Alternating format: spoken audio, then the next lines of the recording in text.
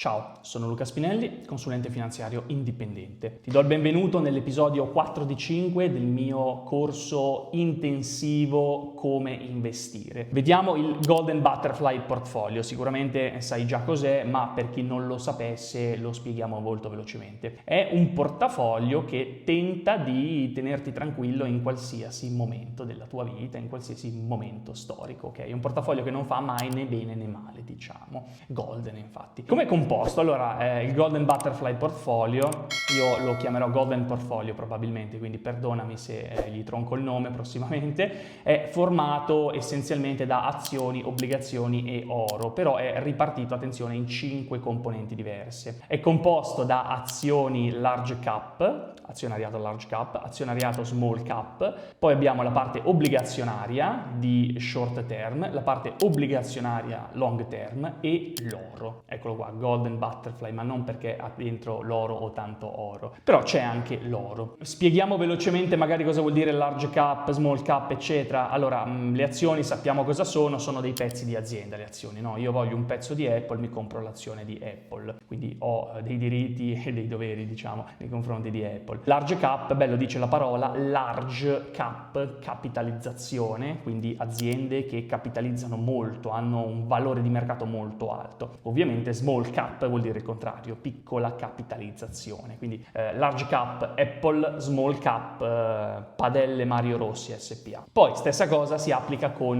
similmente, ma non in maniera identica, con le obbligazioni. Le obbligazioni sappiamo cosa sono, l'obbligazione è un prestito, quindi io ti presto dei soldi, in cambio ricevo l'interesse e poi alla fine ricevo indietro tutta la somma che ti ho prestato, tendenzialmente. Sono long term e short term in questo caso, che però non riguarda la capitalizzazione, ma riguarda la durata dell'obbligazione. Facciamo un esempio: short term potrebbe essere il bot italiano che mi scade fra un anno, ok? Long term, non so, Austria 2100, un'obbligazione lunghissima che mi scade fra 100 anni, quindi tempo. E infine abbiamo l'oro, c'è poco da dire, è una commodity, l'oro è una riserva di valore, quindi adesso vediamo nel dettaglio perché queste cose sono inserite, ma l'oro propriamente detto, stai comprando fisicamente dell'oro, poi non è che te lo consegnano in casa, è uno strumento finanziario, ma è oro effettivamente. Allora, abbiamo detto è un portafoglio che prende dentro praticamente tutto perché non ti deve far mai sbagliare, fra virgolette. Sfortunatamente non è un bel portafoglio, è più un esercizio teorico, ecco. Non è un buon portafoglio perché i casi reali sono molto rari, cioè tu vieni da me con un obiettivo o ragioni sui tuoi obiettivi e un portafoglio di questo tipo ma difficilmente ti aiuta a raggiungere nel migliore dei modi il tuo obiettivo.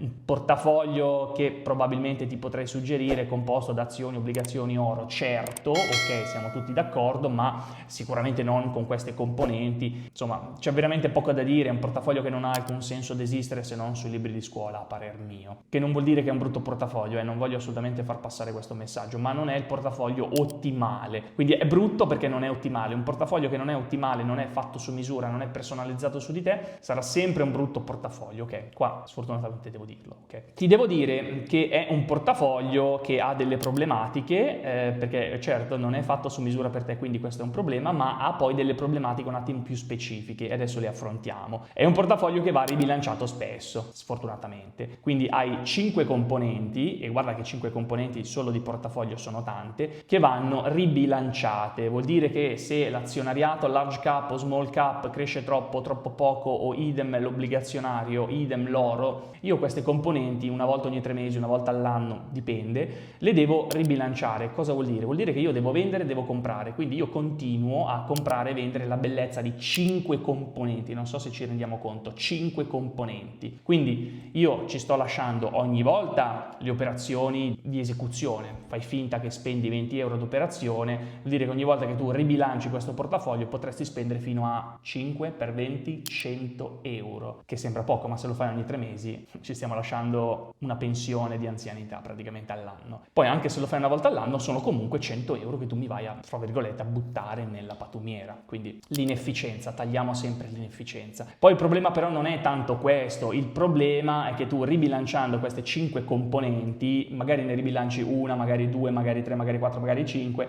mi vai continuamente a pagare le tasse perché tu vendi, quindi realizzi una plusvalenza, speriamo, e quindi tu mi paghi le tasse, quindi poi ribilanciando, ricomprando queste componenti nel nuovo peso percentuale che più è adatto alla tua situazione attuale e di mercato, e tu però questo acquisto lo fai con meno soldi, quindi puoi prendere meno quote. Perché? Perché gliele date allo Stato e giustamente pagato le tasse. Questa è una cosa che tu eviti con un portafoglio, ad esempio, che ha pochi componenti, quindi che cerca di inglobare, ti faccio l'esempio dell'azionariato, le large cap insieme alle small cap in un singolo strumento. Quindi questo ti evita di dover, vedi, continuamente ribilanciare, pagare tasse e quindi poi avere rendimenti minori perché hai dentro meno capitale che lavora. Ricordati, l'interesse composto lavora anche al contrario, quindi è un bagno di sangue. Quindi qual è il miglior portafoglio per te? Ecco, questo è il punto, perché io ti ho appena massacrato il Golden Butterfly Portfolio, che dovrebbe essere un portafoglio proprio dorato, cioè perfetto, va bene per tutto, spiegandoti che in verità non va bene per niente, perché è più che altro un esercizio teorico che sta sui libri. Quindi qual è il miglior portafoglio? E questo è un problema, perché non c'è un miglior portafoglio che qualcuno ti può dare tramite un video, ok? Non esiste. Tu, per avere il miglior portafoglio per te, devi andare a raccontare la tua vita presente, passata e futura a chi è in grado, numero 1, di farti un portafoglio su misura per te, ma numero 2, anche una persona che sia autorizzata a farlo. Quindi hai due problemi. Il primo problema è che devi assicurarti che